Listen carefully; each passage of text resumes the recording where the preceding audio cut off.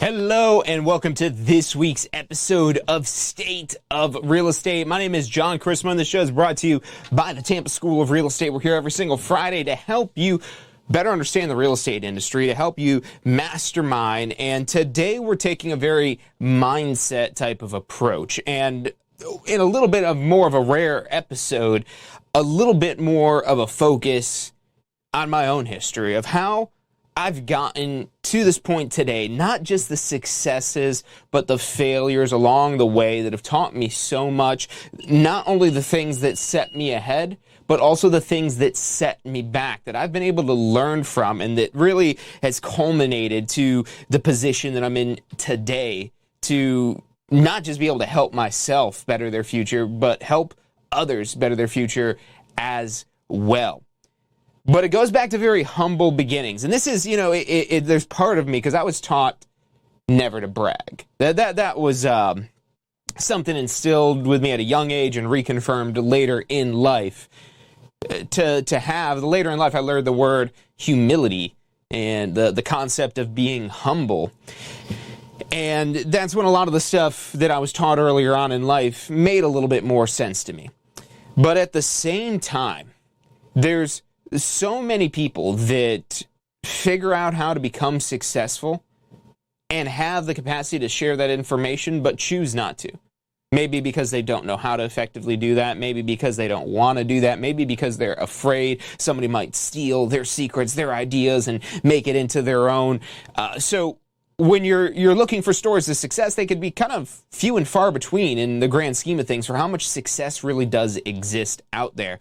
So I come to you today, as I feel it is my duty because I know this story, and again, from what I've been able to make of myself, there's so many different reasons for it. I want to try to break down today some of the key things that I learned along the way and some of the key things that'll help you expedite the process of getting a better future, and some of the major mistakes that I made that kept me held back for longer than I would have. So rewinding back to the beginning.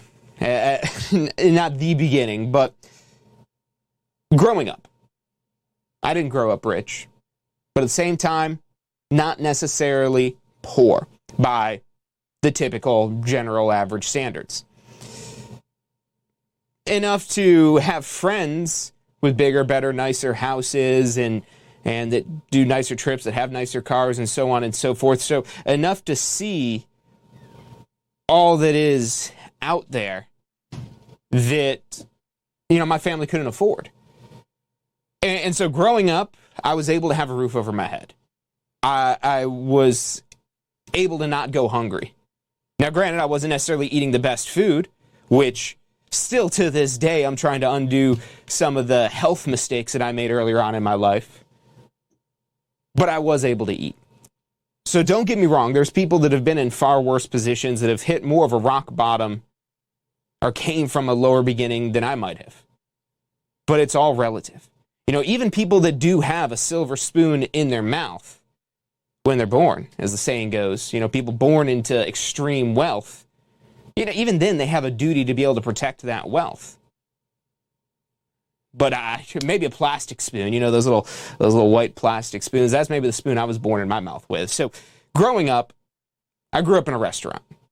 And my parents weren't in real estate when I was growing up. Eventually, my dad did get his real estate license, and I did get to grow up seeing some of that as well in my later teen years. But really growing up, the first everything almost revolved around our restaurant. And this wasn't like some big franchise. This wasn't multiple locations. This was one restaurant in a decent location. I mean, it wasn't, there were probably worse places it could have been, but it definitely wasn't a great location. And a lot of things that I got to witness growing up in that restaurant, from seeing things that were done well, seeing things that weren't done well, seeing the successes, seeing the failures of that, and seeing the exit that my parents were able to make. And part of that exit involved my dad getting his real estate license. That was back in 2001 that he got his real estate license. Did his first transaction. His first closing on the morning of September 11th of 2001.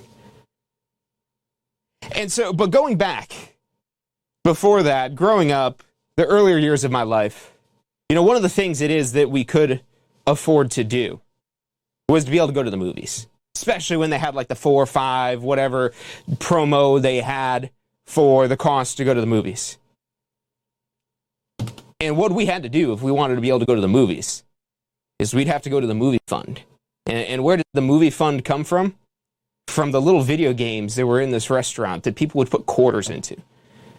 Now, this wasn't like an arcade. There wasn't like hundreds of dollars coming out of these machines.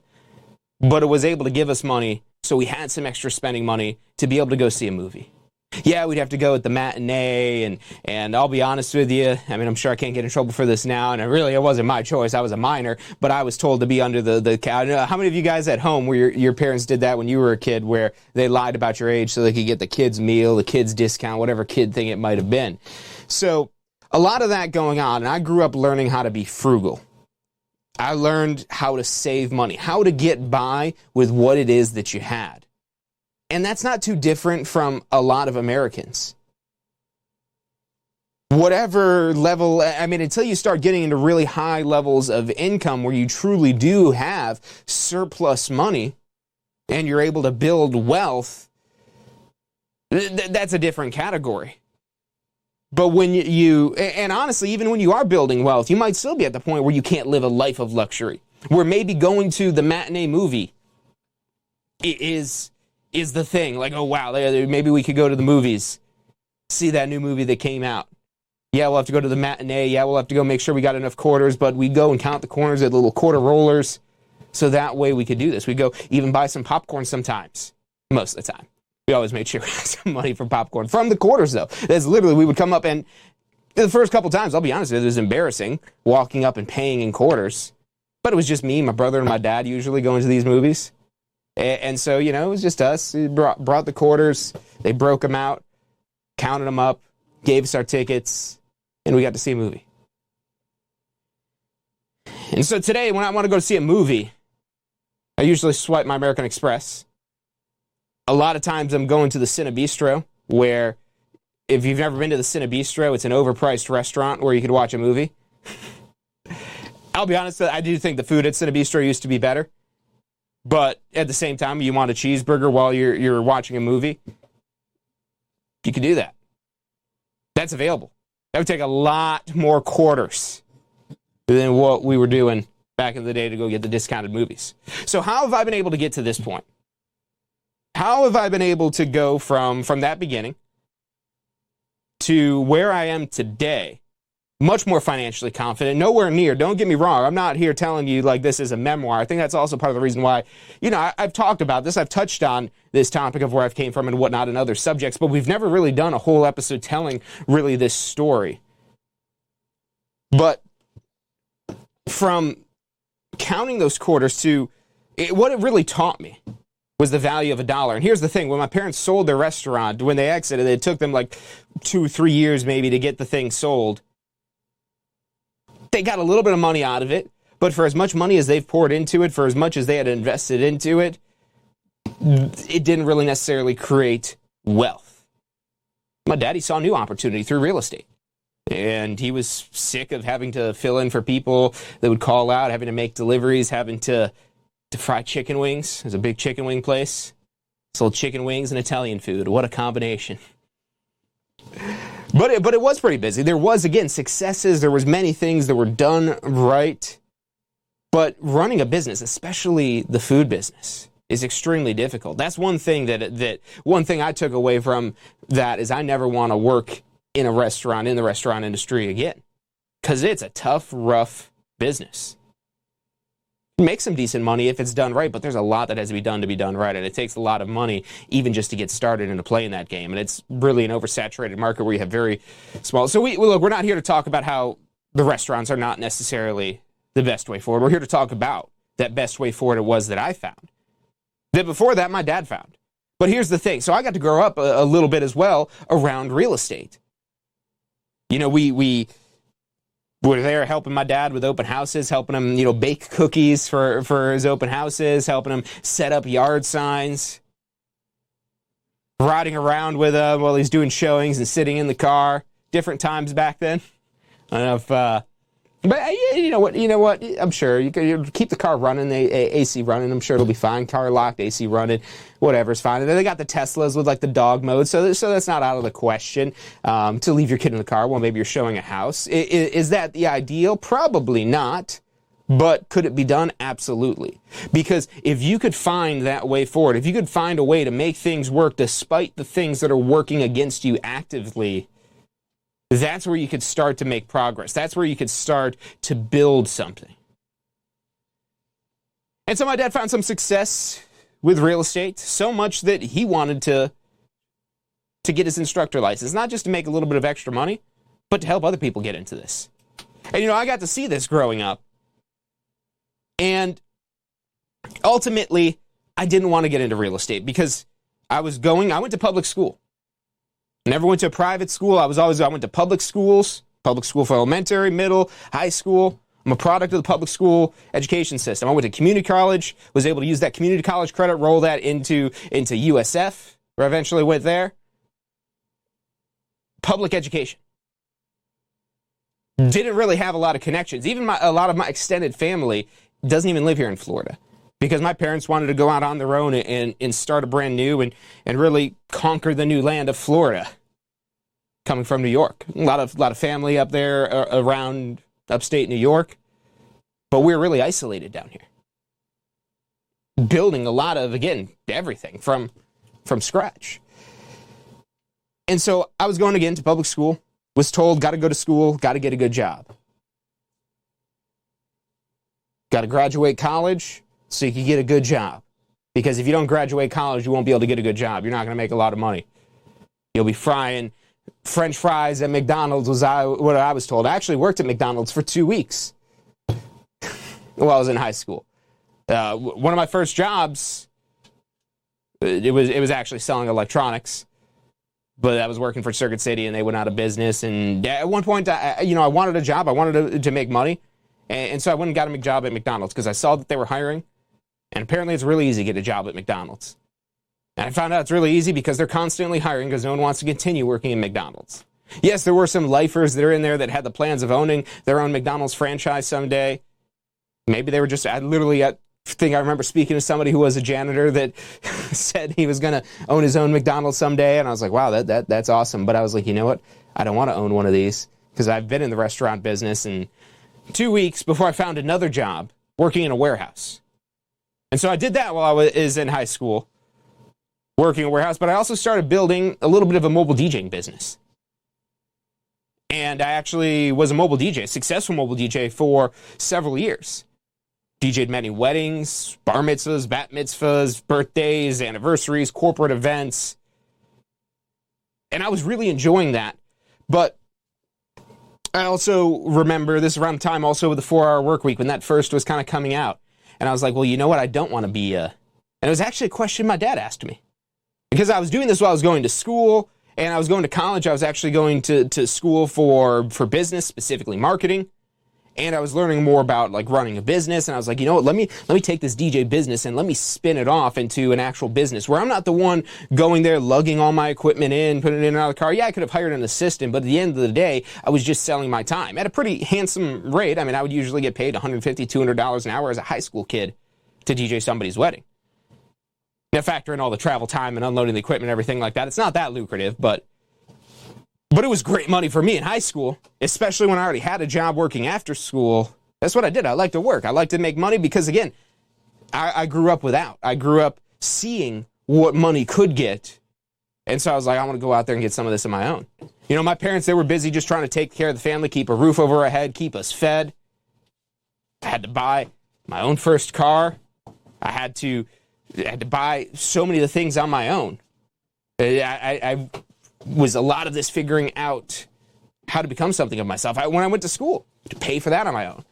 Yes, I was able to get some subsidization from like Bright Futures and whatnot, but I still have student loans to this day. Not just because I don't want to pay them off, because I want to remind myself of what college did to me, but also because the interest rate's not too bad. But still to this day. And so many of the things that I've learned came from outside of school. And the things it is that I've learned outside of school cost me so much more than those student loans. Because usually when I'm learning out of a classroom, anybody, not just me, you're learning through experience. And that's the most painful teacher. It's the most expensive teacher. So back to my career path, I wanted to spin this DJ business off into a business, turn it into a thing, something where I could, book other DJs and so on and so forth. But I didn't have the business acumen. I didn't have the business knowledge, and I didn't have really a strong network. I didn't have a strong network of other DJs to be able to build this anything. And so what actually eventually happened is it more so just fizzled out rather than turn into anything. It wasn't anything that I sold off. And ultimately, that would be probably one of the first major failures I would say of my life. And I wasn't trying to be, actually at one point I was trying to be a world famous DJ. But even just running it as a business, not even trying to be world famous, just, business to be able to make average income without having to, again, constantly just be running around all over Florida DJing weddings. And I couldn't figure that out. And so I was discouraged. And what I did instead is I focused more on my school studies. I focused more on what I was learning. I was taking higher level classes now, more specifically about marketing, and it was more interesting. And I was really realizing a lot of the stuff it was that I didn't know. And so one of the things I also did while I was in school is I got another job working for a Fortune 500 company with over 180,000 employees working in sales. And I thought I knew how to sell before. And I even thought I used to know how to sell back then, when I was ranked as one of the top employees in the entire company out of 185,000 employees for sales. Top 10 consistently. I think number 3 was the highest I got in the entire company for sales. I honestly don't think about it too much anymore, just because what I was doing for sales then was so wrong compared to what I know now and how I treat business now and what I was able to learn eventually transitioning to real estate. So this corporate job that I had, I wasn't trying to just be a salesperson my whole life, because there was also this concept they had of caps where I could only earn so much money. So if I did want to earn more money, I would have to advance through the company. But what was happening, the economy wasn't great at this time. The economy was in contraction. And so the company was also in contraction. That company's still into contraction to this day because they're still adjusting to, they've been around since like the 1950s, 60s, something like that. So they're still adjusting to modern day business. And today they actually have half the amount of employees than when I used to work there. And ultimately, I thought this was going to be, at one point, I thought this was going to be my lifelong career. I thought I was going to advance with the company. But when I realized the positions that I wanted to advance to, I wasn't able to advance to not even as quickly, but even at all. And part of it is my own fault looking back on it. I'm always, critical about what I've done in the past or any past thing and how that has ripple effects that affect the future and how I could change what I do now so I don't make those same ripples in the future. And so there's a lot, again, I could go back and criticize myself over, but at the same time, that position that I was in offered minimal, if any, control over my future. The control of my future was in the hands of somebody else in exchange for the security of a paycheck. And a paycheck that I couldn't grow at the rate that I wanted to grow it. That I couldn't build my life in the way that I wanted to. And so, again, I was on the path to go to school, to get a good job. I went to school, got a good job, spent 5 years there, and realized this isn't for me. This isn't going to work out. This isn't where I see myself in the future. This isn't what's going to take me to the heights it is that I want to go in my life. And so ultimately, that involved me quitting and going into real estate. And at this point, I wouldn't call any point that I had been at right now really too successful, financially or otherwise. Basically getting by up until this point. I think at this point, the car I was driving was a 20-year-old Crown Victoria. Like the old police cars, the ones the mafia people drive, that's because they got the giant trunk that you can throw a body into. That was me. I had a nicer SUV before that, but it had about 150,000 miles on it, and the engine blew up on me. So best I could get into right then was that Crown Victoria. Now, one of the things I did do before I quit my job is I leased a vehicle. I leased a vehicle for 3 years because I knew as a realtor, I didn't know, because I thought as a realtor showing up in a Crown Victoria, people wouldn't take me serious. So I went out there and leased the best car I could, an Acura, like their entry-level model. Literally had to have my mom co-sign because I still didn't even make enough money to be able to, maybe it was my credit score, but ultimately not able to qualify for this. Because I'd also bought everything privately before. I didn't have the credit to be able to lease a brand new car.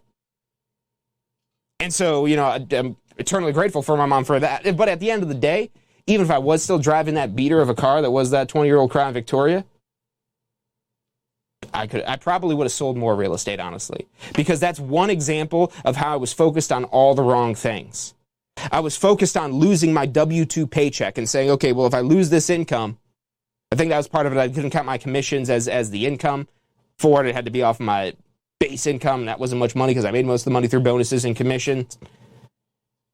And so I was thinking, okay, I'm not going to have a paycheck because I'm going to be an independent contractor. And yeah, I could probably buy one of these cars cash eventually once I get super rich in real estate, but I need a better car because no one's going to take me seriously in this Crown Victoria. So I went out and did what I did to go now get a car payment. To where, and you'd think maybe I had a ton of money saved up, and I had a little bit of money, but it was locked up in a 401k. And so what I did is I actually paid the tax penalty to cash out. It was a significant penalty. I want to say it was almost like a third, if not more, of the money. This was so long ago, so I'm really trying hard to remember the exact details for you here. But ultimately, I cashed out my 401k to be able to make this transition from quitting my job into getting into real estate. And again, I was doing so many of the wrong things. I was focused on not just the car. That's one example of bad decisions I was making. I was focused on designing my business card. I was focused on what I didn't have. When all the salespeople would call me and say, hey, you need a website, you need a contact manager, you need this, you need that, you need this. The one thing I did need, and this person didn't call on the phone, and if the other people that did call on the phone, I probably said, I don't need that. So that was my mistake going into this as an arrogant little kid. So I look back on myself when I was starting my real estate career. I was arrogant. I was a know-it-all. I thought, I had this successful DJ business before. No, I didn't. I mean, I did in terms of a self-employed type of venture, but it's really just me owning my job. It wasn't really so much a business, even though it had a business name, a logo, all that other, business stuff, but it was just me. I was the one answering the phones. I was the one booking appointments. I was the one out there doing the song and dance and show.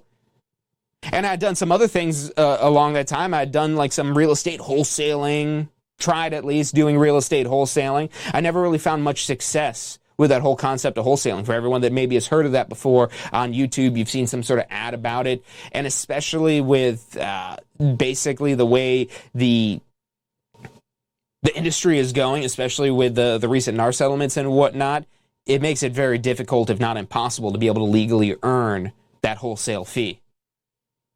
Whereas if you have a real estate license, easy peasy to get paid because you're entitled to compensation. That's why they're literally out there having court cases trying to clarify, essentially, the commission of what's being paid, because there is so much of it on the table. And that's really the big gist of that, is just making sure that this money is being disclosed so people know what it is that they're paying for. And hopefully the thought is that real estate agents will, as the narrative says, cut their commissions, but really what's going to happen is real estate agents are going to step up to the plate and provide even more value than they ever have before to be able to stay relevant. But back to my story, back to me figuring out the early stages of my real estate career. Again, I was focused on all the wrong things. I was focused on the things that I didn't have. Spending money on a car, a lease payment that I had to pay, and now I didn't have a paycheck. So again, I had that little bit of lump sum of a 401k. My parents didn't have money to loan me out. Luckily my mom had good enough credit to be able to co-sign for me. But they didn't have money. It was that they could loan me. My mom was a deli manager at Publix. That was her life after they sold the restaurant. So, not anything super wealthy. They did a little bit with stocks back in the day, made a little bit of money, but nothing as a career out of it. Just a little bit here and there. But that's the problem. And one of the things that I've learned today, going back and looking at the way that my life started, the things that I had to reprogram myself on from living from that frugal scarcity mindset. Again, even in the beginning of my real estate career, focusing on all the things it is that I didn't have. When I was in that frugal scarcity mindset, literally business ran away from me. For anyone that's into like the laws of the universe, The Secret, all that woo-woo type of stuff, I am too, so don't be offended by the term woo-woo. But ultimately, I was like, if you try to push the two north ends of a magnet together. Has anybody ever tried to do that? That was one of the things I learned in school, playing around in some science class because I was bored and not paying attention to what the teacher was saying, is that when you try to push the same sides of the magnet together, I was so fascinated by this, that you push those two sides together and they push themselves apart. And that's what actually happens when you're negative. You push out everything that could be positive. So only negative is going to be in your field. And that was where I was at. And it wasn't really until I was able to change my mindset that I was able to change my habits, change the way that I thought, change the way that I worked, and really change my future. So there's a few key lessons that I've learned along this path getting to today. You know, we want to continue along the story. I'll make it brief. You know, we might make this into a whole book or something someday if you really want to know the whole story and all the details, and we'll do the fact checking of exactly what happened and what the things were, because my memory is not the greatest. That's what happens when you're constantly trying to learn new things. It pushes out these memories that don't serve you. And the only thing that these memories serve me as is inspiration to keep myself propelled forward, to never let myself get to the levels it was that I was in the past. Could I have gone lower? Could I have started from a farther rock bottom? Absolutely, but I don't want to go anywhere near that. I honestly don't even wish that on my worst enemy. This is such an abundant world that we live in. There's so much for the taking. And you might say, taking, I don't want to take from people. You're focused on the negative connotation of that word. You're not taking. You're providing value. And in exchange for that value, you're being compensated. That's one example of the mindset shift it is that you need to make, because if you don't believe in yourself, no one's going to believe in you. And I knew that. That's one of the first things you'll learn in sales. If you're in sales and you haven't learned that already, you're going to learn it someday. But it's usually one of the first things people learn is that if you're not confident, people won't buy into what it is that you're saying. Whatever it is, whether you're trying to persuade them, whether you're trying to convince them to buy something, whether you're just in some sort of argument. That's the mistake everybody makes when they're arguing, is they're only worried about elaborating what their point is rather than trying to find a point of agreement. But the confidence I had when I was starting my real estate career was false confidence. Why was it false confidence? For a lot of reasons. Number one, I didn't believe in myself. That was the biggest reason. And when I go back and I dissect why it was that I didn't believe in myself, because I got to a really scary point when I was starting my real estate career. I wasn't counting quarters anymore. I had a debit card. I had checking accounts. I had credit cards. That was a big part of me starting there and transitioning there. Still trying to break some of those habits of the use of credit cards. But prior to that, I wouldn't use credit cards like I did. But I was literally using those credit cards as a way to break away from the lifestyle it is that I had. And that's the same way that I use my debt today. Whenever it is that I'm using debt, it primarily, almost always, is for something that's generating value one way or the other, whether it's an investment in a business, an investment in a property, a mortgage loan, whatever that might be. And so, coming from that frugal stage of a lot of times, it took me 11 months to get my real estate license. From taking the course to actually passing the state exam, 11 months. And that's totally uncalled for. That's totally unnecessary. There's people that blow me away today. That we've got one person in our reviews, 17 days. That's the fastest we've seen. If you've done it faster, go put it in your review so we can say someone else has done it faster than 17 days. A lot of people doing it in less than 30 days. A lot of people, maybe they take a couple of months. But to stretch it out across 11 months, that's still not uncommon. If that's you, don't fret yourself. Look at where I've been able to put myself to today, even though it took me 11 months to get my real estate license. And it actually wasn't me having to retake the exam. I could promise you that I passed my exam on the first try, the state exam, both the class and the state exam.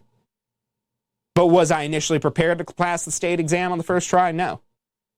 If you go watch any of our videos on the pass first try strategy, you'll probably hear me tell more of that story of how I was able to study, and essentially 10 months later, because it was about a month or so of hardcore, almost relearning of the material, but essentially studying, that got me to the point where I was ready and prepared to take that state exam, passed it on the first try, didn't quit my job right away, started with a broker that was recommended to me without interviewing any other brokers. Huge mistake there, because I was in a brokerage that wasn't a good fit for me, because I was focused on all the wrong things.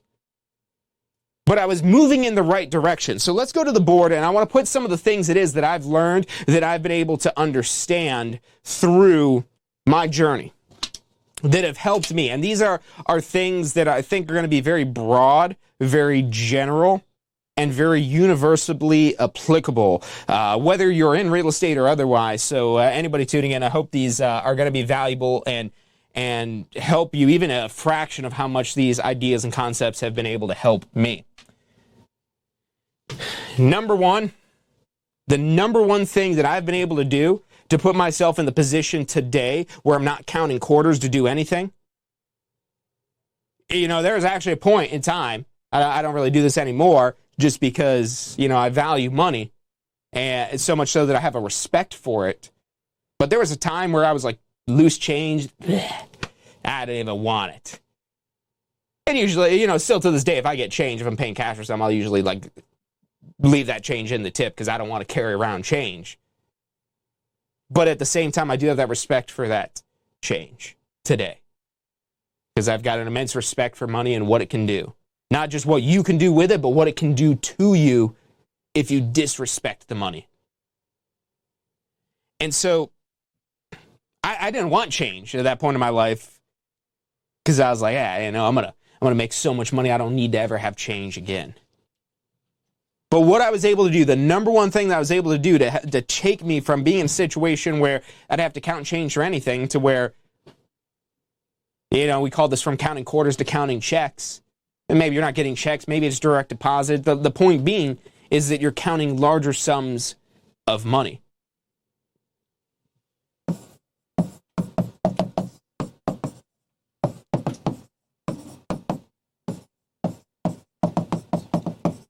So get in the right position. And I don't mean position in your company, although that could be. You know, if there's easy opportunities for advancement in your company, if that aligns with what it is that your goals are for your future, get yourself in the right position. But that right position might also involve you leaving that organization it is that you work with. That's what it was for me. Because I was not positioned for the future that I want to be able to create for myself. For myself, for my family, for everyone close around me. I wasn't even thinking as big today of helping others beyond my immediately family, but that's essentially what drives us this day now, is how do we help people change their lives in the way it is that we've been able to. And you've got to get yourself in the right position. Me working in that sales job, that wasn't the right position for a lot of different reasons, but number one, because the advancement possibilities weren't there. The DJing business, I wasn't in the right position because I didn't have the contacts that I needed. I didn't have the knowledge that I needed, and there wasn't enough of a cooperative environment for me to really kind of figure this out. So I wasn't positioned well there. Even in the example of jobs, you know, why didn't I want to be like that janitor at McDonald's who probably owns his own McDonald's today? Who knows? Maybe not. Maybe he's still the janitor. Maybe he does own his own McDonald's. I don't know. But Why didn't that? Because there's tons of people that have gone down that path. And it's so cliche that I say that because there's so many stories of people that have started at the bottom in companies like McDonald's and now they own their own today. And maybe they own this massive amount of franchises and they're a millionaire. You know, a lot of people have became millionaires through franchise restaurants. So everybody's journey, everybody's path is different. If that is around real estate, you're in the right place to get the right information to help put you in that position.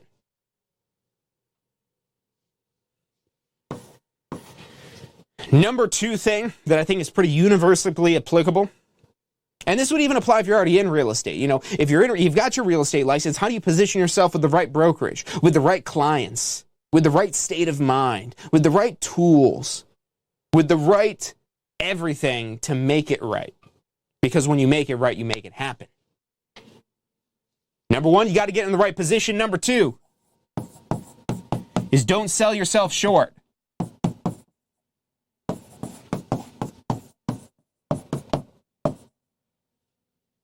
Don't sell yourself short. That was part of what I was doing when I was envisioning my climb through the corporate ladder, was I was selling myself short in what it is that I could actually do. I didn't know that going into it. You know, going into it, and it's funny because when I actually took this job, I took it as something that I was like, I'll probably do this for like 6 months. And that 6 months turned into 5 years. Because I got into it, I started drinking the Kool-Aid, and what I did is I very subtly started selling myself short of what my true potential was. I've done so many greater things than I've ever done in terms of selling something for that company, or maybe helping somebody. I'm sure maybe some of the people that I've interacted with, I did some training and development for others while I was with that company, and who knows where those people are today. But there's so much of it that when I look back on it and I realize how it was like almost a completely different trajectory for my future. And the crazy part was that this is what was instilled in me all the way from like kindergarten through high school, through whatever classes I was taking, through whatever talks that I had for the people that came in there, with a propaganda machine for higher education. And look, if you're going to be a doctor, an attorney, or whatever, you know the argument. Sure, you need higher education. Did I learn some things? Absolutely. But did I pay a pretty steep price for that information? Yes. But the problem and the thing that irks not just me, but most people about higher education is it violates my 3rd tip for you here of get the right information. Get the right information, because if you're operating on bad information, if you're operating on poor information, if you're operating on the wrong information, you'll end up with bad results. What happens if you're going to bake a cake and you forget to put the flour in there? The recipe calls for 2 cups of flour and you put in no flour. Are you going to have a delicious cake? What if you forget to put in the sugar? What if you forgot to put in the flour, so you put in extra sugar for that flour?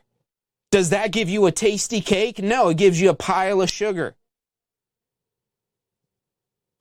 But what if the recipe said that's how you make it?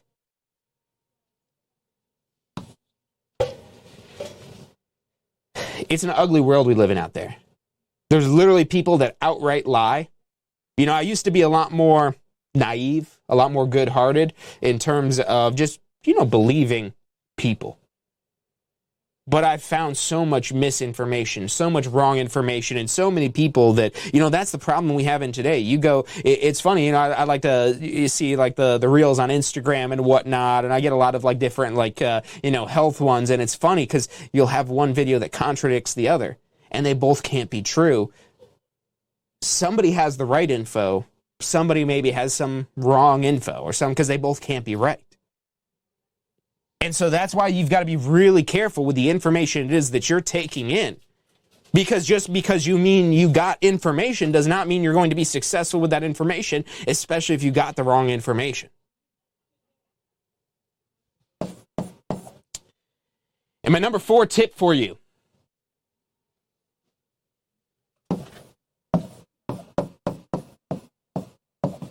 is to be known. When I was counting quarters, nobody knew who I was. I was just some kid.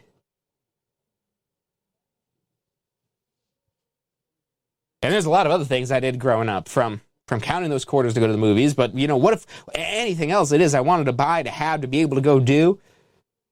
From mowing every lawn on the block in the neighborhood to going door to door selling candy and selling popcorn and at one point doing lemonade stands. At one point we had a little playhouse thing that is a little tiny little wooden shed basically. But I went and took my money that I'd saved up and bought a bunch of little snacks because I wanted to sell these snacks to my friends in the neighborhood.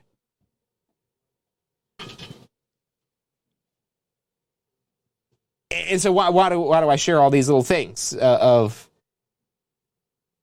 throughout life I've had some sort of respect for money, but nowhere near the level of respect that I have for it today.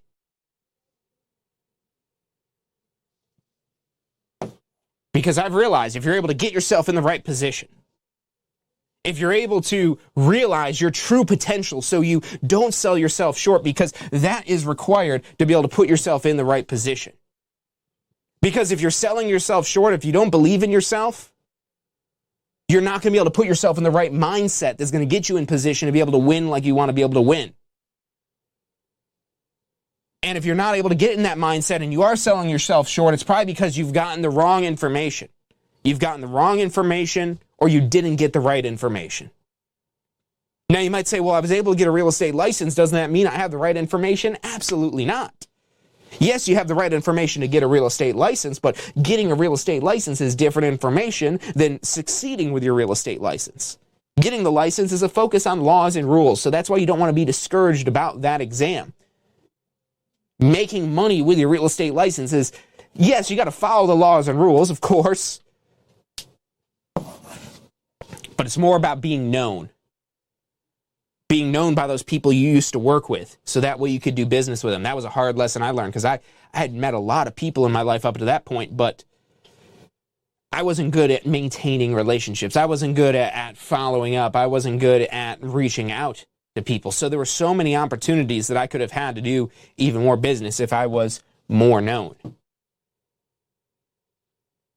And maybe that's through advertising. But that shouldn't be the first thing you're doing as a brand new real estate agent. Too many real estate agents today, everybody today, they want to take their phone out and send a text message instead of pick up the phone and call somebody. If you're texting your friends about what you're doing this weekend, sure, that's a text message. But if you're communicating with somebody about the biggest purchase of their lifetime, how much is left for misinterpretation through a text message, through an email? And if you're trying to win that relationship in the first place, are people even reading your text messages? Are you really that convincing in your text messages, in your emails? And I'll answer that one for you. No, you're not. You could be much more persuasive. You could be much more interactive. You could be much more engaging when you're able to connect all of your mental power to that person in that moment. And you can't do that through a text message, through an email. Don't focus on going viral with some social media nonsense. Focus on using social media to build your relationship so you're known by the people that you'll do business with. And if you do these things, you get yourself in the right position, you make sure you're not selling yourself short, you've got the right info so you have the confidence to not sell yourself short, and you get yourself known, that's what's going to take you from counting whatever you're counting to counting huge sums of money. Are there going to be things that try to beat you down through that process? Yes. Are there going to be things that you don't expect that pop up that throw you off guard? Yes. That is life. No matter how much time you spend getting the info you spend getting in the classroom, you're not going to learn everything. You're not going to know everything. You're not going to be able to predict every possible scenario. So there's a lot of this that you have to take it as it comes. And so you get enough of the information you can to have that confidence so you don't sell yourself short, to be able to put yourself in the right position yourself with, maybe some sort of specialty. That's another example of how you could interpret this here.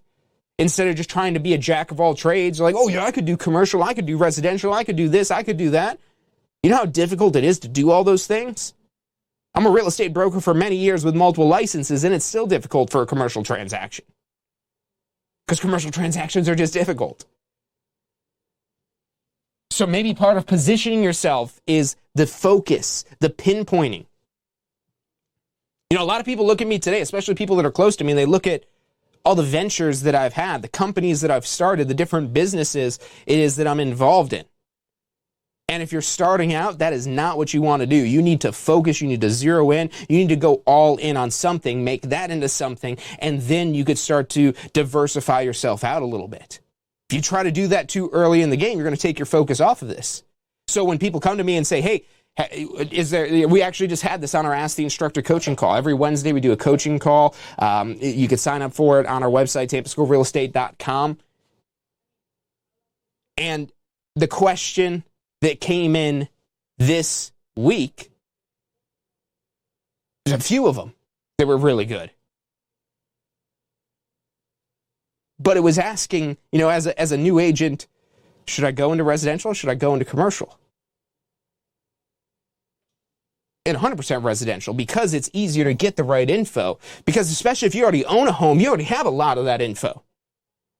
You know, maybe you've done commercial leases and you've worked in that type of corporate world. And so, yes, maybe you do have that step ahead in terms of the commercial space as well. But it's about focusing and zeroing in on something it is that you could get good at, and then you could expand from there. Another really great question that came in this week on that Ask the Instructor coaching call was, well, what if I want to get a mortgage loan originator license? I heard something about that I could get some sort of referral fee, or I could also do the loan, or what? And I was like, yes, that's absolutely true. So true that it's something that I want to do. And you might say, well, John, you've had your license for all these years. You're telling me you haven't gotten your mortgage license yet? No, I haven't. It took me long enough just to muster up the courage to want to go get my broker license. Why? Because yes, that's another opportunity. Yes, I can maybe make a little bit of money extra.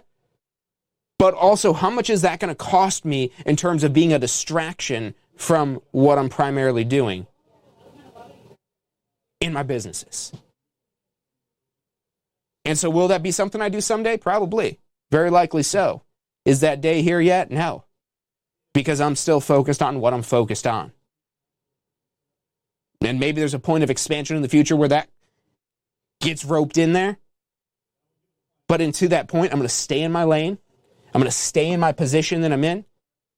Because in this position that I'm in, I'm confident. I don't sell myself short. And when you get yourself in the right position where you're not selling yourself short because you have the right info and you're making yourself known, that could be really fun. That could be really powerful. Because that is going to actually get you somewhere. You keep doing more and more of this, and your whole life will go up. Because you'll find better ways to serve people. You'll become a better professional. You'll become more knowledgeable. You'll become more experienced. You'll become the expert that you desire to be. But in order to do what I do, you've got to do what I've did. And hopefully with our coaching, with our state of real estates we provide every single Friday, you could use my advice, you could use my experiences to help bypass some of the things I shouldn't have did. That's all part of our mission here at the Tampa School of Real Estate, is to help people advance their real estate careers, whether you're just getting started or you're trying to get to that next level. And we try to do it to help you take time out of the equation, to help you build more success. But in order to do that, you've got to avoid common mistakes. One example of that, taking your post-licensing as soon as you get your real estate license. Why? Because that's now going to shift the information towards what you need to know to build a foundation of what a real estate career is, how to make money with it, instead of the law and rule focus that's in your pre-licensing course. So look, any way it is we can help you out with this here, 813-333-2676. That's 813-333-2676. You can also find us online if you want to get signed up for the courses to get your real estate license. tsre.us. That'll take you right to the homepage. We've got our upcoming classes right there on that homepage. So all the classes we've got coming up, you can click onto that, view the full schedule. If you need post-licensing, you need to get your broker license, anything like that. We'll make it small for the people tuning in on Instagram today since they just get to see the middle of the screen. Remember, you could always tune in live with us at tsre.us/live. That will take you to the official live page on our website where you can watch this full screen instead of the tall version that Instagram wants to give you there. But again, that phone number, 813-333-2676. We're on a mission to help people build successful real estate careers. The obvious reason, well, when you're successful, that helps us. So we become more successful when you're successful. Pretty good business model. Something you could probably get behind. But beyond that, that's why I'm here. Why I'm here is because what real estate has been able to do for me, the position it's been able to put me in, from just getting my real estate license and starting off as a sales associate with no money, running out of money, racking up all my credit cards, cashing out my 401k, doing everything I can to be able to make this work because I knew it was going to be the best position. And that's what I was able to reinforce. I knew that real estate was the position. I just wasn't with the best brokerage, with the right training, and there are a few other things that I had to align my position a little bit better with.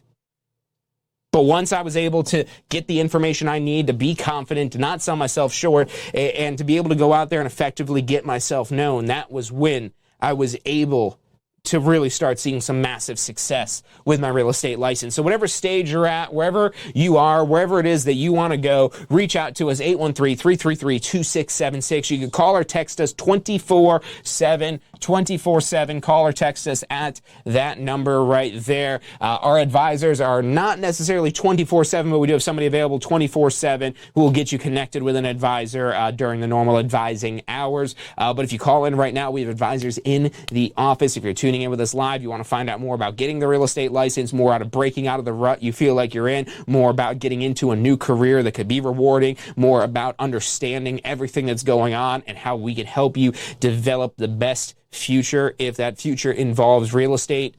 tsre.us online, 813-333-2676. It's about all the time we've got for today, so I want to thank you again for joining us for this week's episode of State of Real Estate. I hope this information that I've provided with you today here, it will help inspire you, to help you understand that no matter what you feel like is going to stop you from being able to be successful in this industry, that it can be overcame.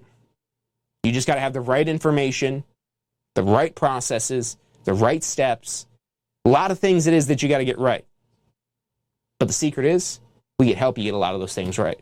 So reach out to us, get started on the right track, 813-333-2676. If that's all the time we've got for today, thank you all for tuning in. We'll be back next Friday for next week's State of Real Estate. Until then, have a fantastic weekend. Have a great week ahead, and I'll see you next Friday. Are you studying for your Florida real estate exam? If you are, you need to check out our Pass First Try strategy. You're going to love this. It's 4 steps that we break down the process to study for your Florida real estate exam. So you're set up to pass your Florida real estate exam because that's what you're studying for, right? To pass your exam. It's 4 steps. Number 1, you learn the information. You've got to learn this to be able to pass the exam, but it doesn't stop at learning. Step 2, you've got to reinforce the basic, simple, key concepts. As you learn this information, keep reviewing the simple things. You don't need to know everything, but you got to review these basic key concepts. Step 3, you've got to test your knowledge. The exam's going to test your knowledge, so if you don't test your knowledge in advance, you won't find out if you know what you think you know until you take the exam. And then step 4 is be confident and prepared, because even if you know this material, you need to be confident that you know the material. Check out the full strategy at passfirsttry.com. That's passfirsttry.com.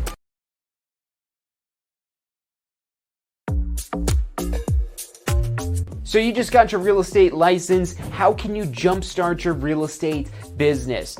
The number one thing you should do before you do anything else is post-licensing. Now look, this is already a requirement, so you're going to have to do it anyways, but here's why you want to do it early. The sooner you do post-licensing, the sooner you're going to learn the real-world concepts in post-licensing that will help you create a business plan, that'll help you plan for your success in real estate. Post-licensing is all about real-world topics that are usable, that'll help you grow your real estate business. And at Tampa School of Real Estate, we have the best post-licensing courses around. Find out more about how post-licensing can help you jumpstart your real estate career. Go to postflorida.com.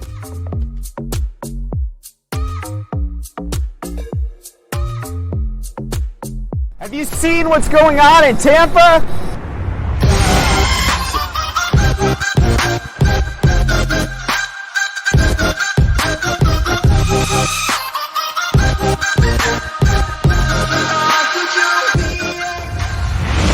If you're looking to get in on the real estate action that's going on in Tampa right now, we're who you need to talk to. We can help you get your real estate license, start your real estate career. We're here to assist you for the life of your real estate career.